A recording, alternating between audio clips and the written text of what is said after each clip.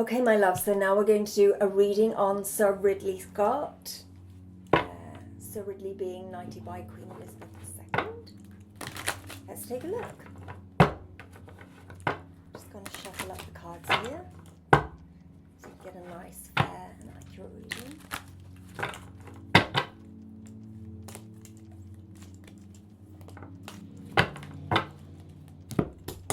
Right, just laying it out.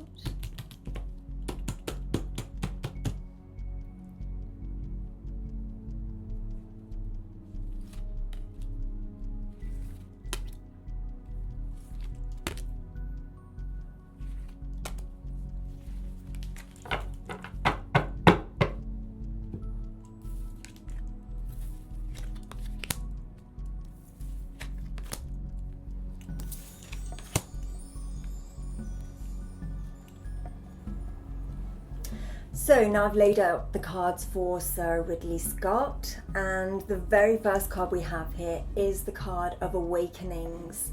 So I feel that for Sir Ridley Scott, it's very important for him to be himself and to stick by what it is that he believes in and move forward with that fire. Interestingly, Sir Ridley Scott is actually a Sagittarius. So his sun sign is in the sign of Sagittarius. Sagittarians like things expansive, and they don't like boundaries in general. So this expansiveness will go forward into his movies, which we've all seen, and influence them. Not keen on limits at all, as I've just said.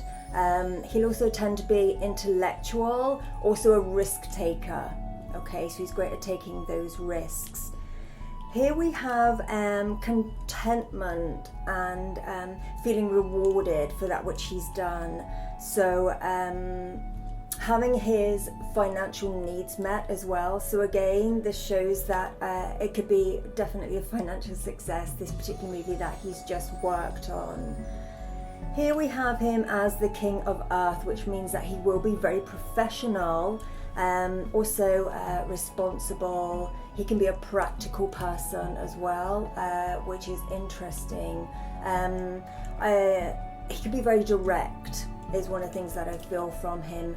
Now, interestingly, with him, he does have his moon in Scorpio. So, Scorpio moon, what does that tell us about him? Now, his emotions, he will keep them very close to the surface, okay? So it won't take much to get to see a build-up of his emotions come out if he really feels passionately towards something, okay?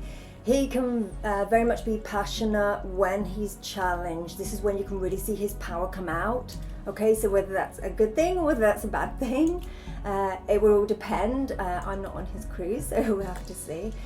Very determined Scorpios in that moon sign, and he'll have that innate desire to achieve. Of course, he's had great success in his career, so this would have really fed him in that way, okay? With Scorpio moon, they have a tendency to see extremes within their lives, so he could have had a lot of very high highs as well as the depths in the lows within his life, okay? So emotionally, lots of pushes and pulls, okay? Another thing with the Scorpio moon, which he, I would say, would not be that keen on, is they can err towards the side of jealousy on a personal level as well as a professional level. And with having that Sagittarius sun, which can definitely be a positive, warm, awesome sign to have. Having that jealousy will probably really niggle at his skin. Okay, so he won't be too keen on having that, but needless to say, it is something that can come up personally for him. Okay, here we have him actually, once again, this is him with this Archangel Raguel really standing by his beliefs and what he believes and holds to be true.